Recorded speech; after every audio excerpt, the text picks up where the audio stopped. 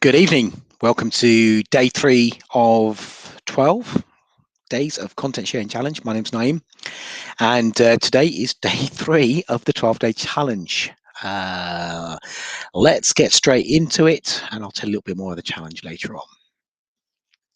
So today I want to talk to you about branding. Is branding important? Question. And hopefully everyone says yes. And the reason is, a normal cup of coffee could cost you like £1. But when I put some branding on it, I could pay 3, 4, 5 times the amount. So branding is important. And it's not just because I put a logo on there that makes it important. It's about what that logo represents. And if you go back a long time when, let's say, cattle was being branded, it meant that the person buying the cattle recognized the amount of breeding or the kind of livestock or the way that cattle had been looked after. So when the person was buying it, they recognized that this thing I'm buying is of this quality. And if we roll that forward, we used to have people walking around in normal shoes and clothes and whatever.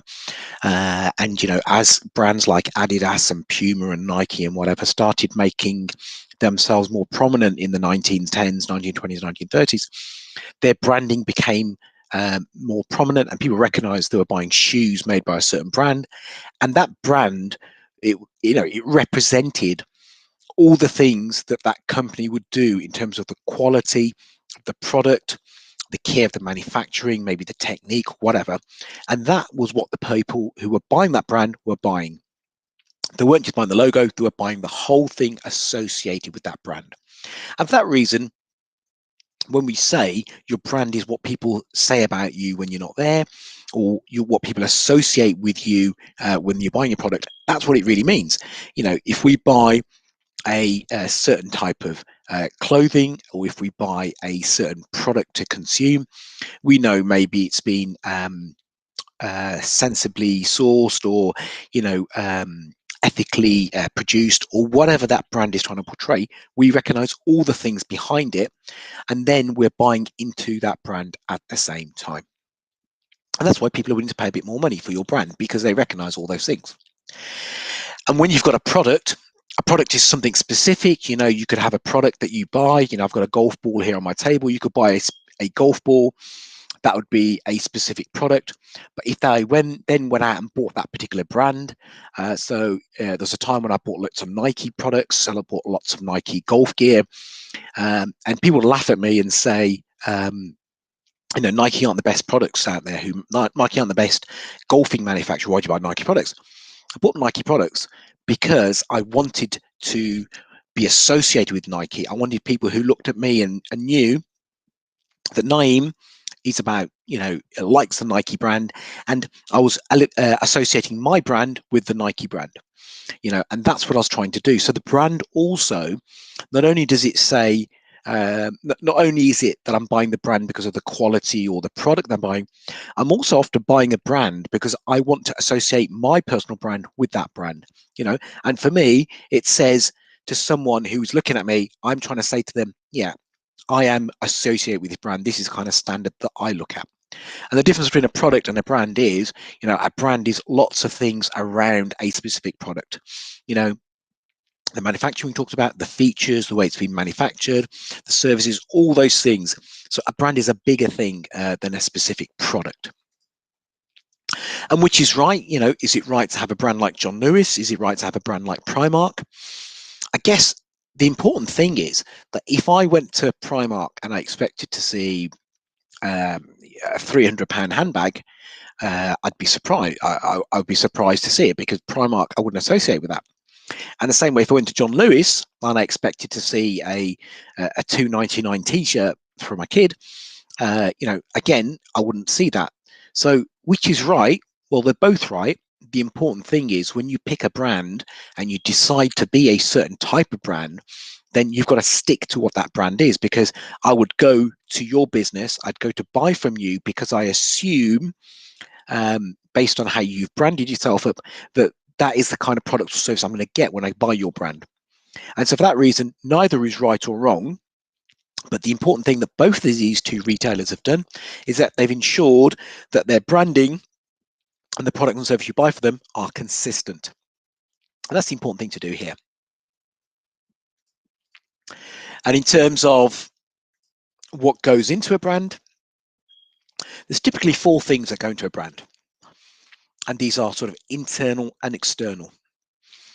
Internal factors, a brand should represent your vision, what your company's about, what your organization's about, what your values about, what you expect what you're saying to people. This is the kind of business we're running, or this is the kind of brand we are, or this is what we're about.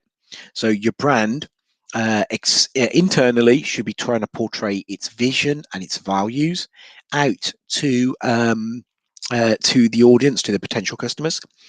And externally, we're trying to show off a positioning. So we looked at the John Lewis and the Primark example a minute ago. In that area, we can clearly position our brands as a certain part of the market or a certain part of the sector, exclusive, high end, high quality. Primark maybe a bit lower end in terms of the quality, maybe a bit more fun, a bit more accessible to everyone. So it's important that with our positioning, we're very clear on how we position our brand. And also the one at the top, the personality. We'll always talk about bringing out some kind of a personality, because the important thing is that we want our brand to invoke an emotional response in the audience, in the person looking at it. We want our brand to say to them, we want them to feel that is something they can associate with, there's something they can like, they can share, they can feel, and they can feel that it's part of them. So your brand must evoke an emotion, and normally we talk about bringing out a personality of that brand, and that's what it comes in there. So those are 4 things that we typically talk about being part of your brand. And when you're selling your brand, when you're talking about your brand, then we'll say that there's 3 things you should try and cover off. Your story, what's going on at the moment, what you're about, what you're doing, your business story, your history, where you've come from, what your vision is, your values, your roots. And importantly, you should talk about your customer story as well. And that's why when you're marketing, when you're advertising, when you're communicating, when you're spreading your brand and taking your brand out to your audience, try and bring these 3 elements into that conversation. So today was day 3 of 12 days of content sharing challenge, something we've been doing. I think this is the 4th year we've done it now. The challenge is all about spending 12 consecutive days sharing pieces of content. And it's easy enough to do 1 or 2 days, but the challenge is getting that 12 days, doing it consecutively. It can be anything short, medium, or long. You want to get involved, jump on, use the hashtag 12DOC.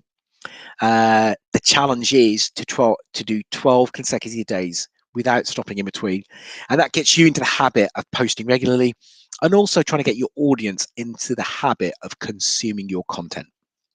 Hope you've enjoyed today's conversation about brand. If you've got any questions or comments, please let me know. Otherwise, we'll see you tomorrow again for day 4 of the 12 days of content sharing challenge. This is Naeem. I hope you've enjoyed the episode today.